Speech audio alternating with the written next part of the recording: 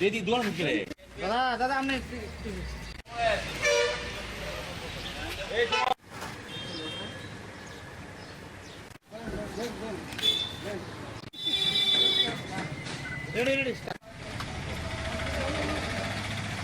এমন করলে মানে গরিব থেকে সবাই উপকার হবে আর কি, ভালো হবে আর কি।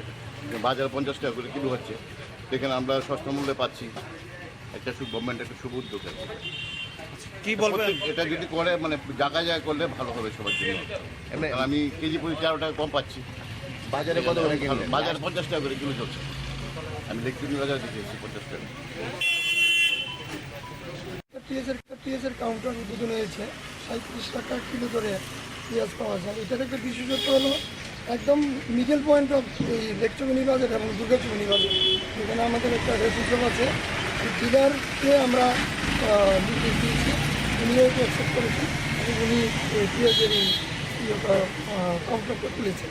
তো আমি দেখছি জনগণ এসে অনেকে নিয়ে যাচ্ছে এখান থেকে 37 টাকা কিলো ধরে। আমার মনে হয় এরকম আরও কয়েকটা পয়েন্ট আমরা করবো। রানীবাজারেও কালকে কথা হয়েছে, রানীবাজার মানে জিরেনিয়া মহকুমায় আমরা আরেকটা পয়েন্ট করবো।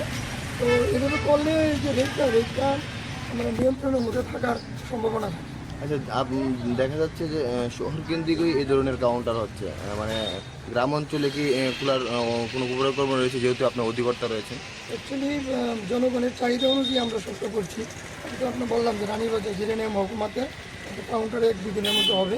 মোহনপুরেও কথাবার্তা চলছে এবং অন্য যারা এসডিএম আছে তাদেরকে আমি একটা নির্দেশ দিয়েছি, মানে অ্যাজ রিকোয়ার্ড এবং ইফ পসিবল যাতে ওনারা এরকম ব্যবস্থা করে। এখানে কি সবসময় অ্যাভেলেবেল পাওয়া যাবে এরকম?